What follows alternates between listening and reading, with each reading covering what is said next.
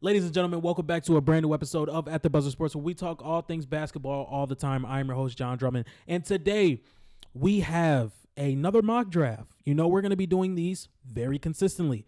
Every single week, we're going to be doing mock drafts. That's just how it goes over here. So, we are going to be doing the lottery. I know I've kind of been jumping back and forth between lottery and full first round, but I think I have a better understanding of a lot of these lottery type of picks so far than I do maybe throughout the entire draft. So the more I learn about this draft class, the more I'm going to get better with my longevity or just the length of my videos. So we're going to start out with the lottery. We're going to do a simulation of the lottery. Hopefully the Sixers and the Pelicans, not even the Pelicans, because I think they're going to be really bad this year, but the 76ers, who I think are going to be a lot better, and the Mavericks, who I'm sure are going to be a lot better, will find a way to end up at the end of this draft. But who really cares? You know what I'm saying? It says it right here. There is 160 days until the draft lottery. The draft lottery is Tuesday, May 13th,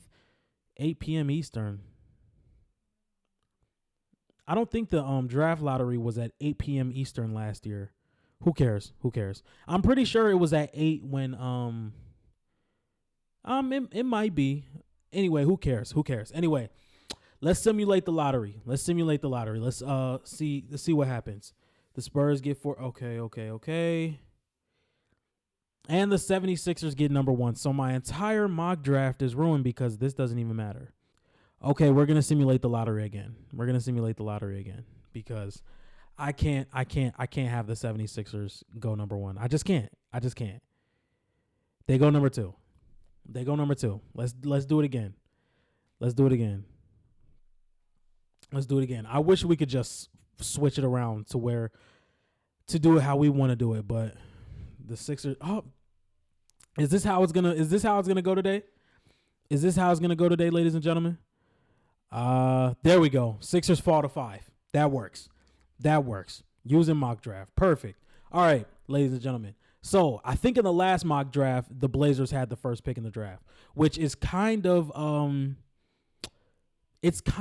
like a little aggravating because I don't want it to be like repetitive. So let's do it again.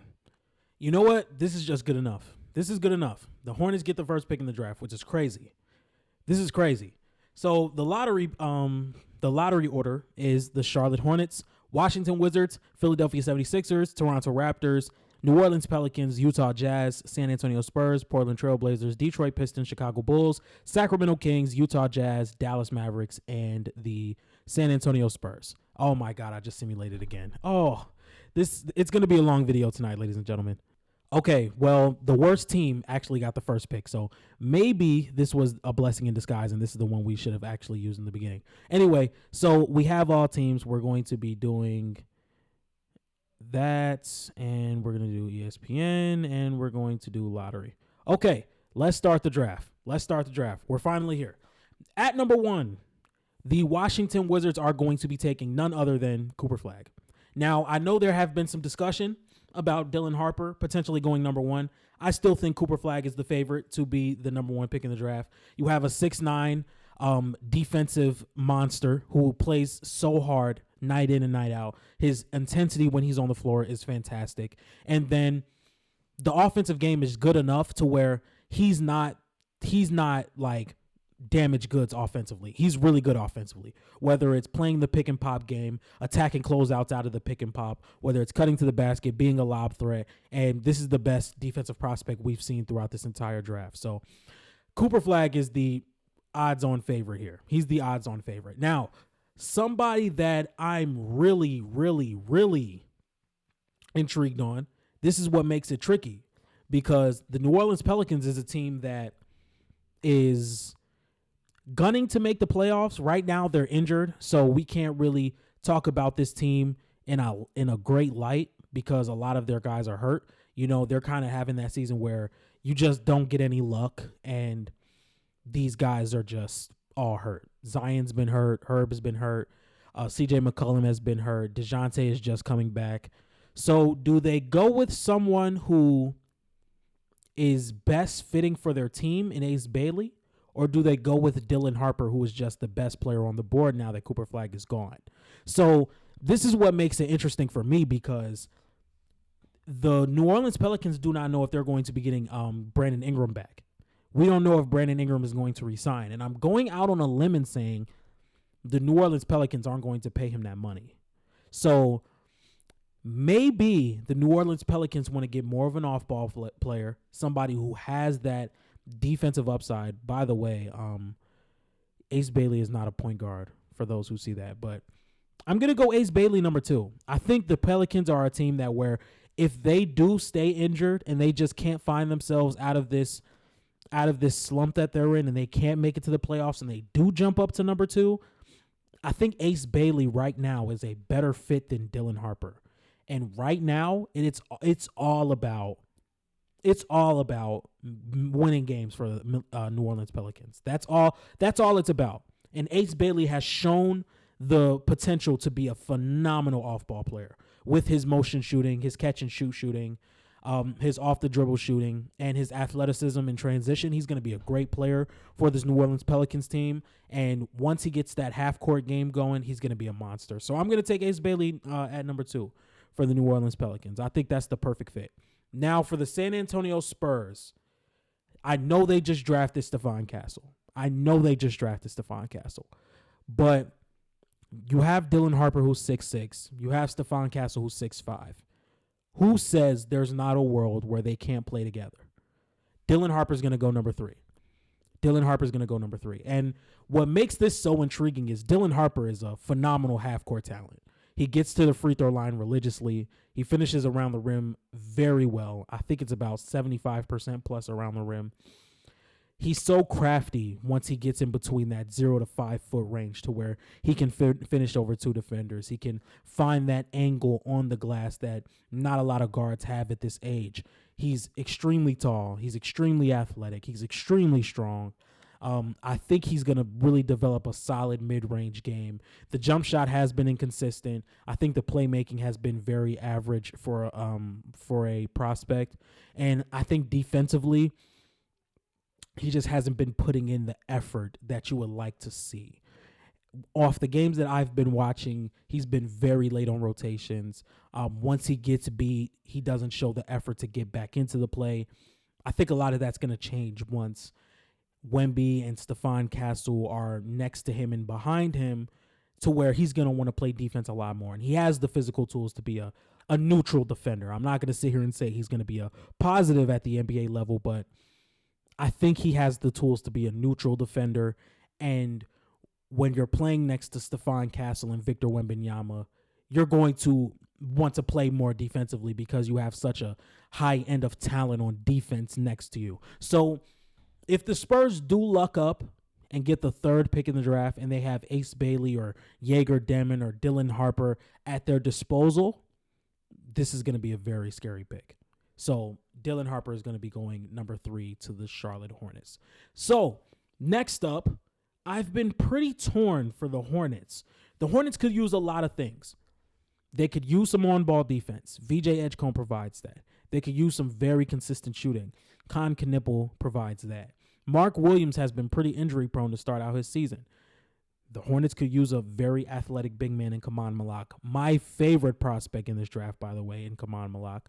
And it's just like another player who's been lighting the college basketball world on fire, Jaeger Demon, who's a 6'9" combo guard, can play off ball and can play make and can create his own shot in the half court. If you pick up Jaeger Demon, you have a 1 through 3 of LaMelo, Jaeger Demon, and Brandon Miller. That is extremely big. You got LaMelo Ball, who's 6'8". You have Jaeger Demon, who's 6'9", and you have Brandon Miller, who stands at 6'9". That is going to be extremely hard to guard. And then let's say Mark Williams figures his injury stuff out. He starts at the 5. He's the glass cleaner you want him to be. Tijan Saloon really grows into his defensive upside. That's a really good team. You still have Trey Mann coming off the bench. Maybe you draft a couple of more of defensive guys in later drafts. If Jaeger Demon is what I believe he's going to be, and he plays 85% of how he has started his collegiate career, I don't see a world where he doesn't go top 5. Jaeger Demon's going to go number 4 to the Charlotte Hornets. I think this is a phenomenal pickup. A phenomenal pickup. Now, for the Philadelphia 76ers, I think they are in total win now mode. I think they have enough offense with Paul George, Joel Embiid, Jared McCain, Tyrese Maxey to where VJ Edgecombe is the pick here. VJ Edgecombe has to be the pick here.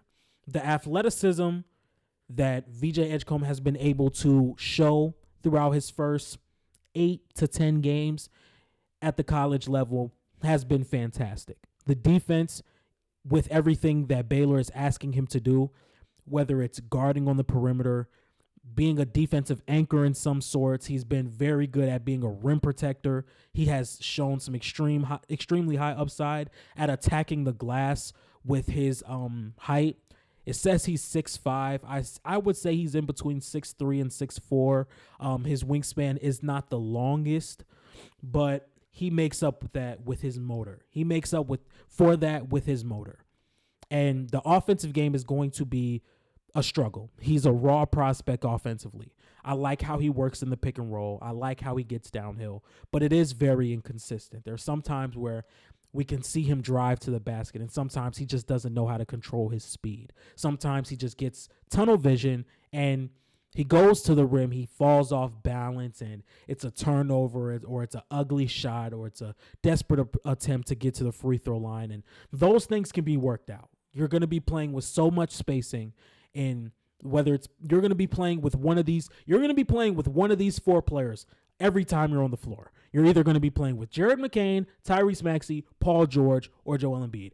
You're not going to get any minutes where you're not on the floor with one of those 4 players. So it is concerning, but coming into a team like Philly where they're going to be looking to make the playoffs, you're going to have a collection of very good players around you at all times to where the backdoor cuts do get a lot easier. The transition play does get a lot easier to where I think this is an intriguing enough pick to say, okay, we're going to take a gamble on VJ Edgecombe's offensive game because the defensive upside is so high. With the next pick in the draft, which is the 6th pick, I'm going to have the Toronto Raptors taking Kaman Malawach. I think Kaman Malawach is a very underrated prospect. I think a lot of people are sleeping on the center prospects that we have in this draft coming up with Roko Zakarski and Kaman Malawach and Asanuel. These guys are really good. Now, I know it may not be the centers that we have had in recent years with Alex Sarr and Donovan Clingan and Victor Wembanyama and Chet Holmgren. Now, I would argue that Kaman Malawach is a better prospect than a Donovan Clingan or maybe even an Alex Sarr just because of the weight, 250 pounds, 7 foot. He moves really fast in transition. He recovers really well. There's been moments where I've seen him play very high in the pick and roll because he has the ability to beat a guard to his spot.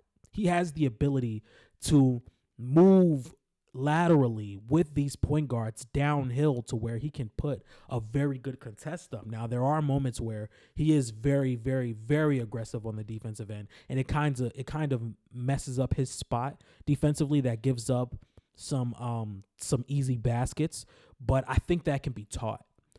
And you have now a very defensive front court with Scotty Barnes and Kaman Malak. And once Kaman Malak inserts himself into that starting lineup, because if you see him getting drafted to the Toronto Raptors, that's going to happen pretty soon. I think that frees up a lot of responsibility for Scotty Barnes because I think the Raptors do task him with a lot defensively, whether it's being a help side rim protector, playing passing lanes, being the defensive anchor. I think Kaman Malak is going to relieve a lot of stress off of Scotty Barnes, and I think this is the best pick for them. Next, I think this falls in the Utah Jazz's lap perfectly. Nolan Traore is a point guard who lives in the paint. He is so athletic. He gets to the rim almost effortlessly. His change of pace, his change of direction, all of that is extremely intriguing. So now you have this point guard who lives in the paint. You have this point guard who just has a willingness to get to the basket, play in and play out every single possession. He's putting pressure on the rim. What do you compare? What do you put next to that? You put an outside shooter, somebody who thrives off the ball. And I don't know if Lauri Markkanen is going to stay in Utah for much longer. I do not know what it's going to look like after this season. Does he get traded? Does he stay with Utah? He wants to stay with Utah. Danny Ainge is known for finessing teams and getting picks back. Lauri Markkanen is one of those things in the NBA where it's like, look, I got this shiny toy. Who wants him? I need 3 first-round picks. So who knows where Lauri Markkanen will be by October of 2025. But if the roster looks how it's currently constructed, I would love to see Nolan Traore play with the Utah Jazz. So he's going to be going at number 7 here. Another 6'5", 6'6" point guard. Somebody who's very dynamic. As for the Portland Trail Blazers, I think they found their starting 5. I think they have their starting 2 guard as well in Shaedon Sharpe. After that, I wouldn't be mad at any pick. I would not be mad at any pick. And somebody who's very intriguing is Trey Johnson. He's very intriguing. 6'6", can score the ball in a multitude of different ways. He can play off the screen. He can play off ball. He can spot up. He can create his own shot. He can work out of the post. Once again, 6'6", very lengthy, hard to contest these shots, but it's almost like I want to take Con Knipple here, but I don't think he can play the 3 at the higher level. I think Liam McNeely might be the real pick here for Portland. When you look, or it may be Colin Murray Boyles. You get more of a defensive prospect with him. There are some jump shot concerns with him, but the strength, the rebounding, the active hands, the post defense, kind of being a combo forward if we can just get that ball handling in the half court just a little bit better, which I think is going to come with time. I'm going to go Colin Murray Boyles here. This is a very versatile forward who's going to be able to put pressure on the rim, make the right play consistently, can rebound the ball very well. You can see he averages 16 points per game and 9 rebounds. I'm sure this is very outdated because Cooper Flagg is still averaging 17 and 10 according to this website, but I think this is the good pick. I think this is the right pick to go. Colin Murray Boyles sneaks into the top 10. I know that may be a little risky, but I think that's the best pick. Now with the 9th pick, Trey Johnson fell all the way to number 9 to the Detroit Pistons. And this is the best part about having a different mock draft every single time because the orders are different. We're switching up the orders. Trey Johnson may go top 5 according to a team that needs him, but I haven't seen the best fit for him. I haven't seen a situation where a team is like, okay, Trey Johnson's the guy. I feel like every team ahead of Trey Johnson or every team ahead of being picked or every team ahead that is picked or skipped out on Trey Johnson had a better prospect that fits their team better. I think the Detroit Pistons would love to have Trey Johnson. A starting backcourt of Cade Cunningham and Trey Johnson. Now, don't get me wrong. Jaden Ivey has been playing phenomenal basketball. I don't hate a world where Trey Johnson is the 6th man for the first season and he maybe starts or he plays really well his rookie year and maybe he's a trade piece. Now, that's extremely far-fetched. But I think he provides a level of scoring that the Detroit Pistons just have not had. You know, I've already spoken about Trey Johnson. Can play off ball, can play with the ball in his hand, can shoot off the dribble, can work in the post, can work in the mid-range, finishes around the rim extremely well. 6'6", extremely long wingspan. We're gonna go with Trey Johnson. We're gonna go with Trey Johnson here. He's gonna be that higher level of scorer that this Detroit Pistons team could really use. Now, the Chicago Bulls. This is a team that if the Raptors weren't on the board, Kaman Malawach would have been here. He would have been the consensus pick. Now, there are a few different places I can go with this. I can say Kasparas Yakuchonis. You've kind of fell a little bit in this draft. Let's get the best player. We can always use some outside shooting in Con Knipple and Liam McNeely. I think the Chicago Bulls are in a stage where they need talent more than anything else. The Chicago Bulls are kind of a mesh of a team. They're still figuring out who's staying and who's going. In this draft, you have to get talent. You have to get talent to where the ceiling may matter a little bit more than the floor. Kasparas Yakuchonis is a pick and roll mastermind. He plays off the ball extremely well. He plays with the ball extremely well. He's so shifty getting downhill. He's such a great shooter out of tough positions. And there are some times where he can dribble himself into trouble. There are some times where he can over dribble, and it may take a little longer for him to make the necessary read. So that can be concerning as well. But I think the Bulls are in a state where you just go get talent. He's 6'6", can play the 2-guard position. I think that's where you go here. Now with the Sacramento Kings, Con Knipple's really falling in this draft. And he's going to fall even further because I think Liam McNeely is the place to go. Now, the Sacramento Kings have been depending on their three-point shooters a lot this season. Keegan Murray and Kevin Huerter have just not been shooting the ball well as of recently. You get a 40% three-point shooter in Liam McNeely out the gate. And what makes it even better is he has a diet of attacking the rim. At what we've seen out of UConn so far, he's been attacking the rim aggressively. Now, does he have the best touch around the rim? No. But you would like to see that, especially with how dangerous he is as a shooter.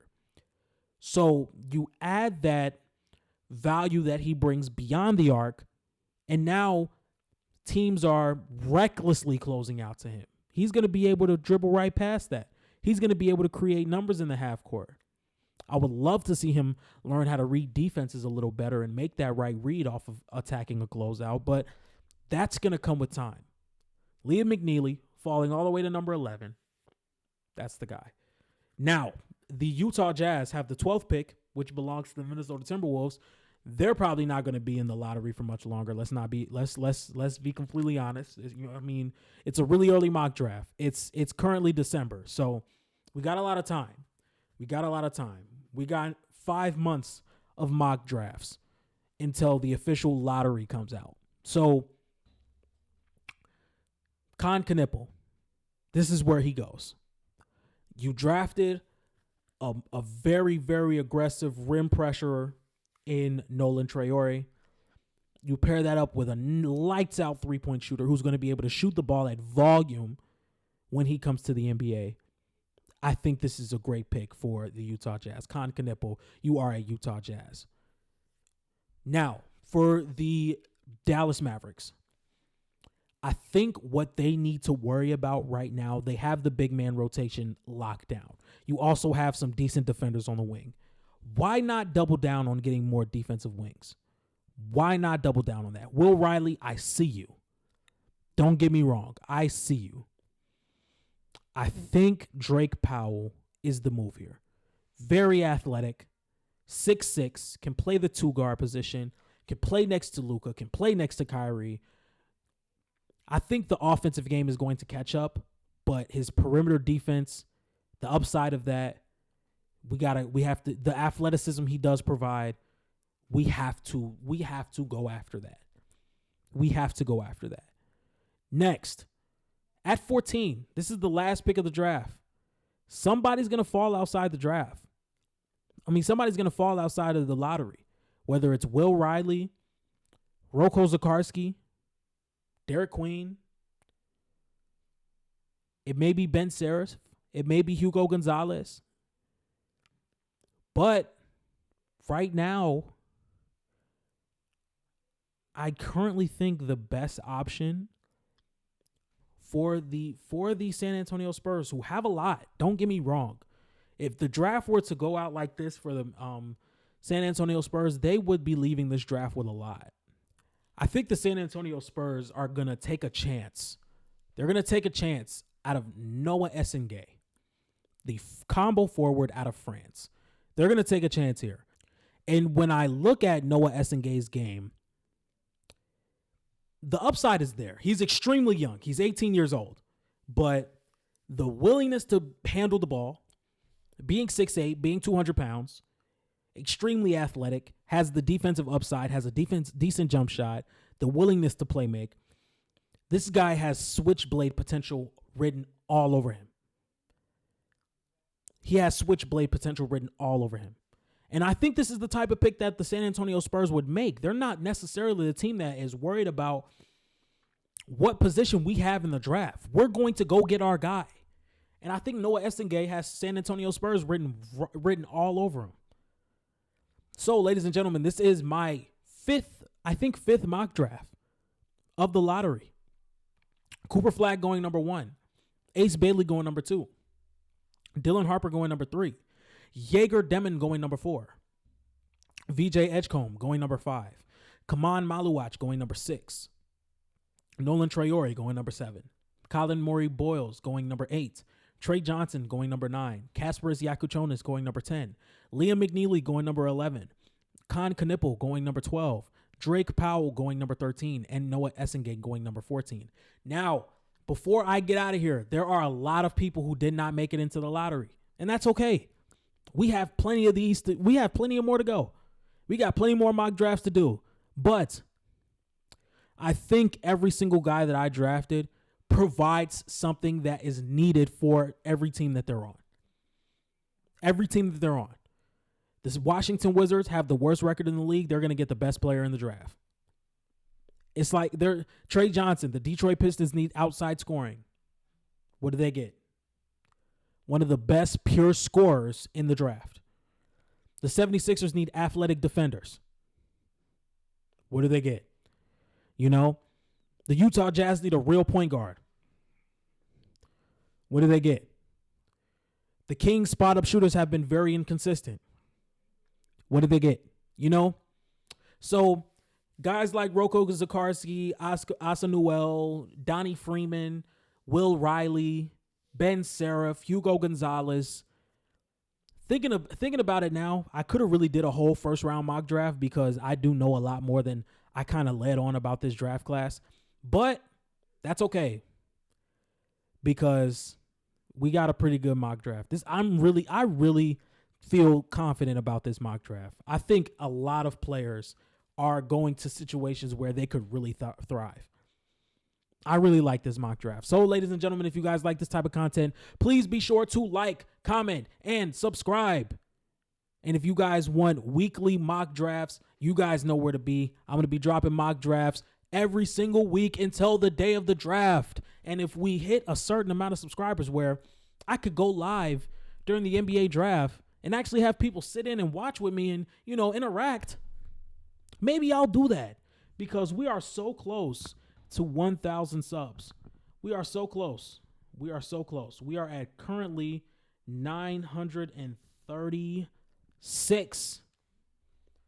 936 subscribers. So hopefully by the draft, I'll be at 1,000 at least, because I set a goal that I wanted to be at 10K before the season was over. That may not happen, but who knows? Who knows? It might just.